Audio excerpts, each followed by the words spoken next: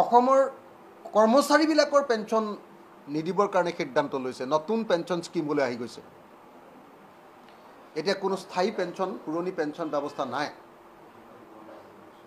অথচ এজন কৰ্মচাৰীয়ে অতি কমেও 20 বছৰ 25 বছৰ 35 বছৰ চাকৰি কৰে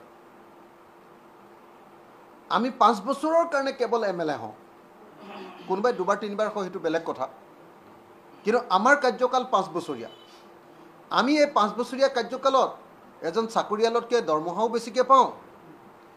আৰু তাৰ পাছত গোটেই জীৱনৰ কাৰণে আমি পেঞ্চন আৰু ফ্যামিলি পেঞ্চনো পাওঁ এতিয়া যদি এজন কৰ্মচাৰীক আমি পেঞ্চন নিদিওঁ সেই বিধায়কজনে কেনেকৈ আমি আমাৰ ফ্যামিলি পেঞ্চনো ল'ব পাৰোঁ আৰু কেনেকৈ আমি বাৰম্বাৰ পেঞ্চন বৃদ্ধি কৰি থাকিব পাৰোঁ সেইকাৰণে মই ভাবোঁ যে অসম বিধানসভাত অচিৰে যদি অসমৰ বিধায়কবিলাকৰ দৰমহা বঢ়াব লাগে অসমৰ সকলো কৰ্মচাৰীৰ দৰমহা বঢ়াব লাগে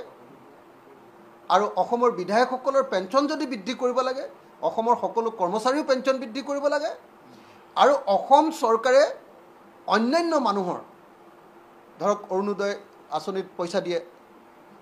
অৰুণোদয় আঁচনিত 1250 টকা দিয়ে সেইটো বৃদ্ধি কৰিব লাগে তেতিয়াহ'লে বৃদ্ধ পেঞ্চন মাত্ৰ 250 টকা দিয়ে সেইটো বৃদ্ধি কৰিব লাগে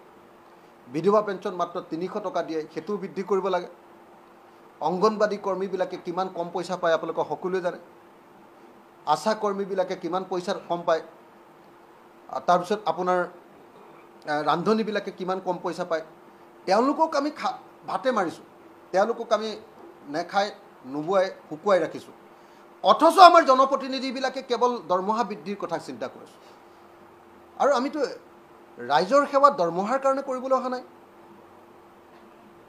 দৰমহা লোৱা কথাটোৱে আচলতে বিসদৃশ আমি ৰাইজৰ সেৱা কৰিবলৈ আহিছোঁ এইটো আমাৰ ছ'চিয়েল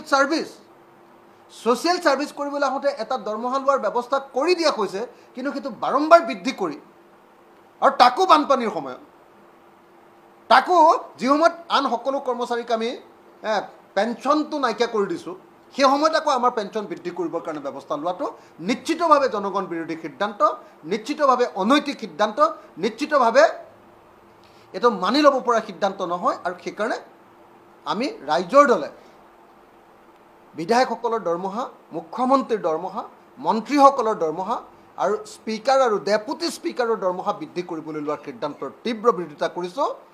আৰু বিধায়ক হিচাপে অসম বিধানসভাতো ইয়াৰ বিৰুদ্ধে প্ৰবল প্ৰতিবাদ গঢ়ি তোলা হ'ব এই কথাও অসমবাসী ৰাইজক আমি প্ৰতিশ্ৰুতি দিছোঁ